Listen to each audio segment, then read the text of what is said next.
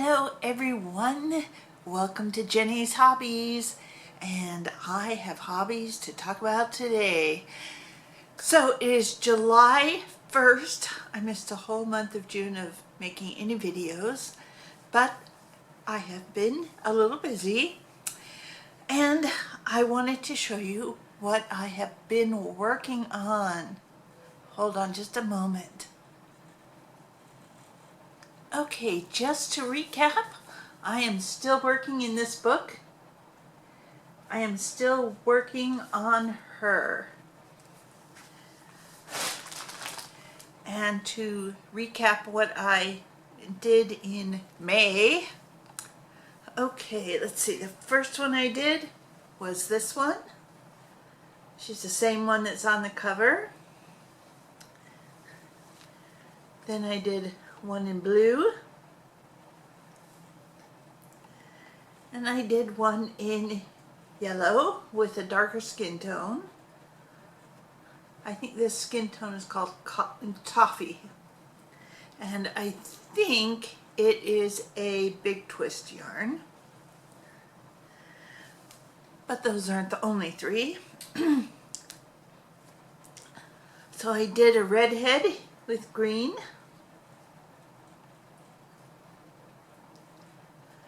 And that's the back.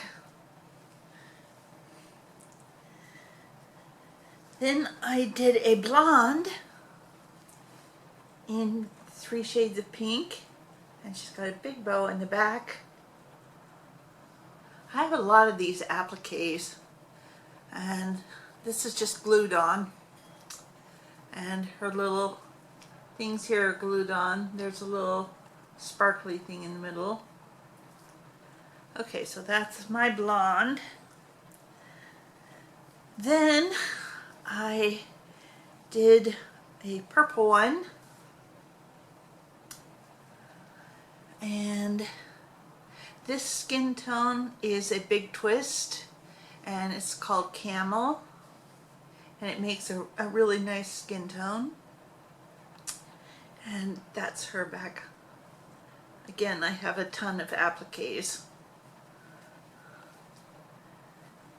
And then I did a fancy one. Here, same skin tone. And this is a big twist sparkle in gray, but with the sparkling it looks a little bit like silver. And I gave her some nice like evening gloves. And she's got a nice little thing in the back. So I've done 7 of those now, and I'm still going to make more. And then just to switch it up a little bit, and it's also from that book, I made this little chickie. He had 10 pieces, so there was a lot of sewing on him, but he's nice and cute. So there's a bunny that has like the same head and kind of the same body, and I'll probably make the bunny as well. But yeah, he's a cute little chickie.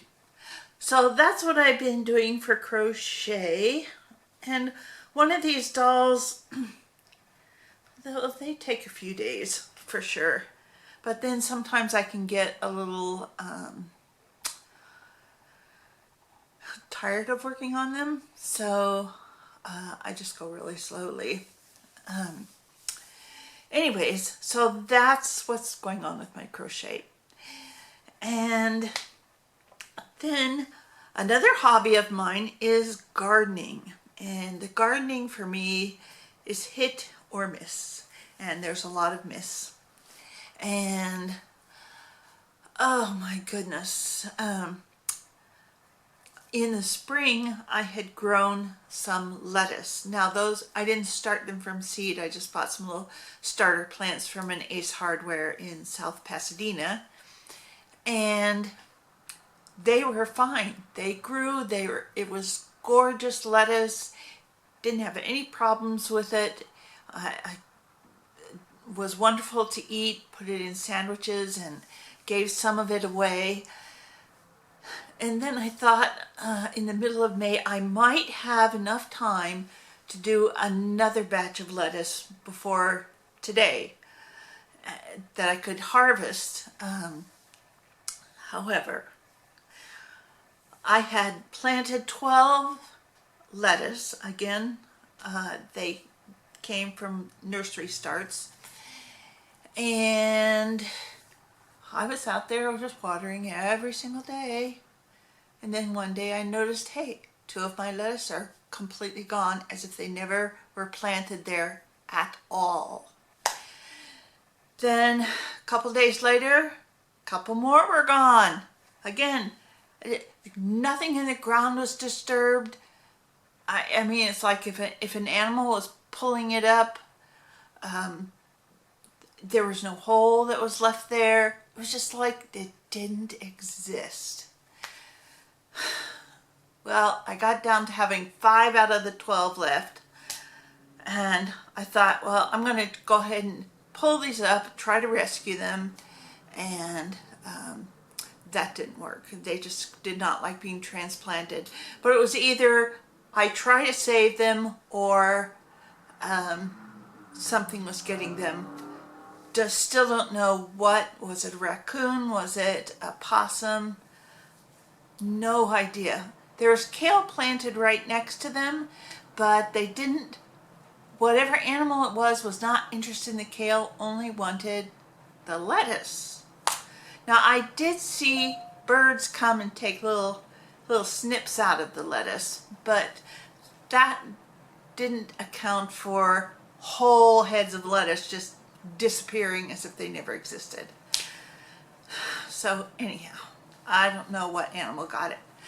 We did have a little ground squirrel that was making its presence known because there are little holes all of a sudden in the yard.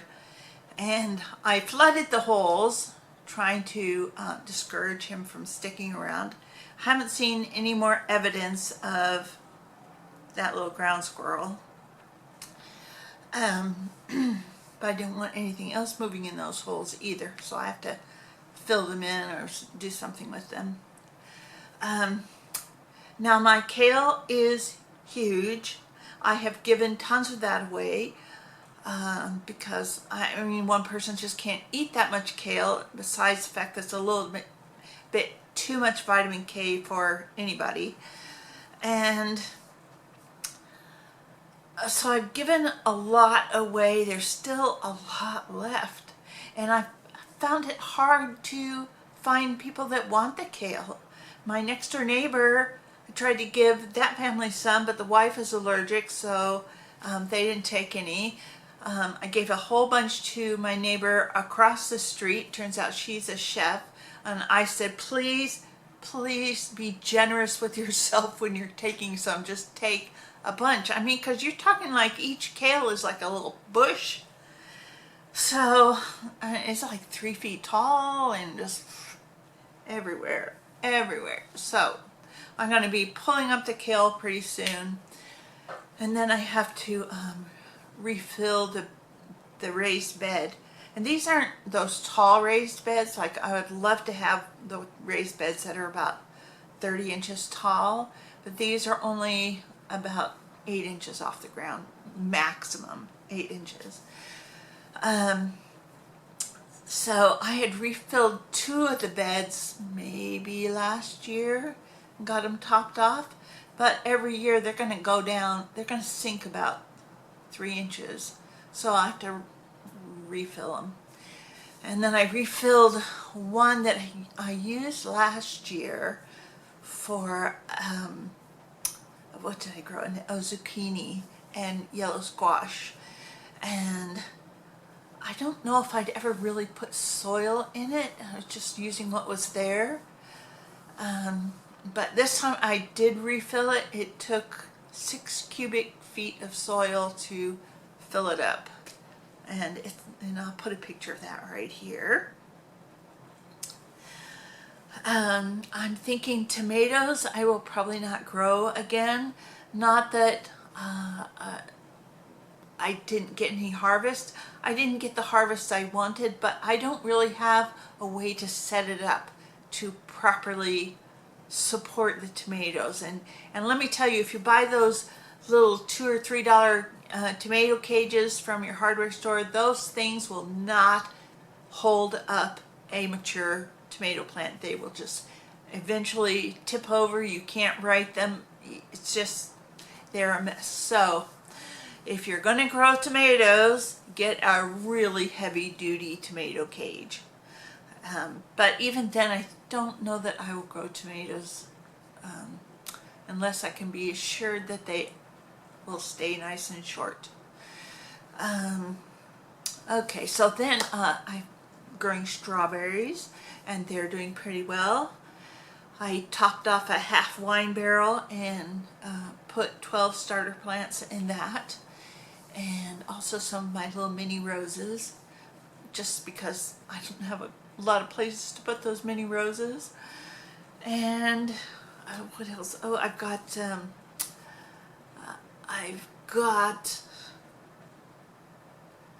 my dwarf nectarines, and here's a picture of those. There's only a few on the little tree. The tree is just like only maybe 3 years old. I've only had it for 2. I got it from Home Depot. And all my other fruit trees are doing well, and our avocado trees, oh my gosh, we have got a bumper crop of avocados coming in at the end of this year, because 3 of our trees have avocados on them. Oh my, lots of avocados.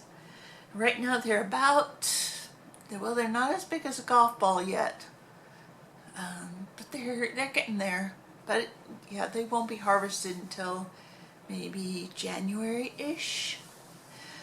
So that is kind of like what's going on with my garden. Now, of course, it's getting really too hot right now to grow anything in the raised beds because there's no cover for them, and it's extremely hot for us right now, and so you just can't grow really anything.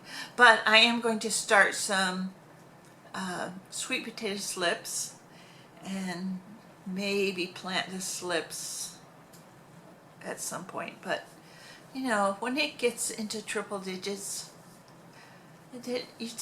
your garden just doesn't do well. Anyhow, I am also starting to do a little bread baking and experimenting with different recipes. So the first recipe that I tried, I got it online, and I'm not sure where I got it, maybe from I Am Baker, and it came out okay, but I wasn't crazy about the texture or the flavor. And then I got another recipe from Appalachia Homestead with Patera. You should go check out her channel if you haven't seen it. It's Appalachia Homestead with Patera. And so I tried that recipe. I like the bread a little bit better. It's still not quite what I want, but I have to tinker. I think I can tinker with that recipe and play with it some, maybe get the kind of bread that I'm looking for.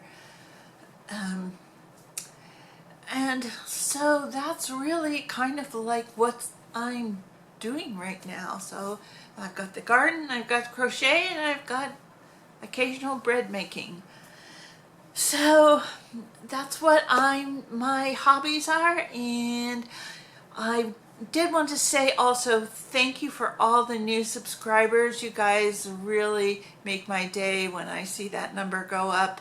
And I hope that you enjoy the content of this channel, and I look forward to making another video and speaking to you soon. Talk to you later. Bye-bye.